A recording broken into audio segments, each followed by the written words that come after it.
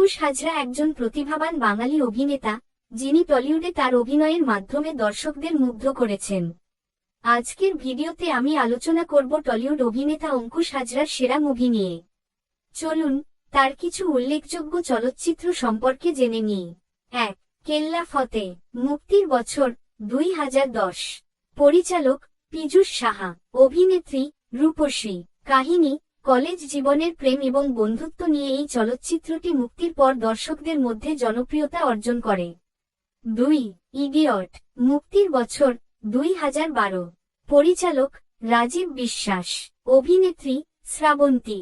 কাহিনী প্রেম ও প্রতিশোধের গল্প নিয়ে এই চলচ্চিত্রটি দর্শকদের মধ্যে সমাদৃত হয়। চলচ্চিত্রটি মুক্তির পর দর্শকদের মধ্যে ব্যাপক জনপ্রিয়তা অর্জন করে। 3. কানামাছি, মুক্তির বছর 2013। পরিচালক রাজ চক্রবর্তী, অভিনেত্রী শ্রাবন্তী। কাহিনী প্রেম ও সম্পর্কের জটিলতা নিয়ে এই চলচ্চিত্রটি দর্শকদের মনে স্থায়ী ছাপ ফেলে। 4. খিলাড়ি, মুক্তির বছর 2013।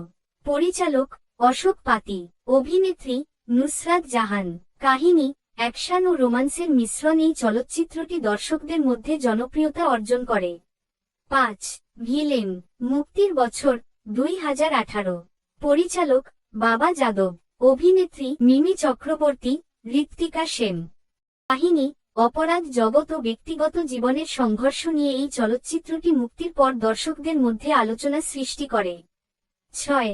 বিবাহ অভিযান, মুক্তির বছর 2019। পরিচালক বিরসা দাশগুপ্ত, অভিনেত্রী নুসরাত ফারিয়া, সোহেনী সরকার, প্রিয়াঙ্কা সরকার। কাহিনী বিবাহিত জীবনের জটিলতা ও সম্পর্কের গল্প নিয়ে এই চলচ্চিত্রটি দর্শকদের মধ্যে সমাদৃত হয়। 7. ম্যাজিক, মুক্তির বছর 2021। পরিচালক রাজা চন্দ, অভিনেত্রী ঐন্দ্রিলা সেন। কাহিনী মন ও সম্পর্কের জটিলতা নিয়ে এই চলচ্চিত্রটি দর্শকদের মধ্যে আগ্রহ সৃষ্টি করে। 8. আশিকি, মুক্তির বছর 2015। পরিচালক অশোক পাতি, অভিনেত্রী নুসরাত ফারিয়া। কাহিনী মন ও সম্পর্কের জটিলতা নিয়ে এই চলচ্চিত্রটি দর্শকদের মধ্যে আগ্রহ সৃষ্টি করে। 9. আমি শুধু চেয়েছি তোমায়, মুক্তির বছর 2014। পরিচালক অশোক পাতি ও অনন্য মামুন। অভিনেত্রী শুভশ্রী গাঙ্গুলি। কাহিনী প্রেম ও ওয়ান সাইড ভালোবাসার জটিলতা নিয়ে এই চলচ্চিত্রটি দর্শকদের মধ্যে আগ্রহ সৃষ্টি করে। 10. মির্জা, মুক্তির বছর 2024। অভিনেত্রী ঐন্দ্রিলা সেন। কাহিনী প্রেম ও প্রতিশোধের গল্প নিয়ে এই চলচ্চিত্রটি বক্স অফিসে রেকর্ড সৃষ্টি করেছে। এই ছিল অঙ্কুশ হাজরার সেরা কিছু মুভি। আপনার প্রিয় মুভিটি কোনটি কমেন্টে জানান। আমার নতুন চ্যানেল ভিডিওটি ভালো লাগলে প্লিজ লাইক ও সাবস্ক্রাইব করতে ভুলবেন না।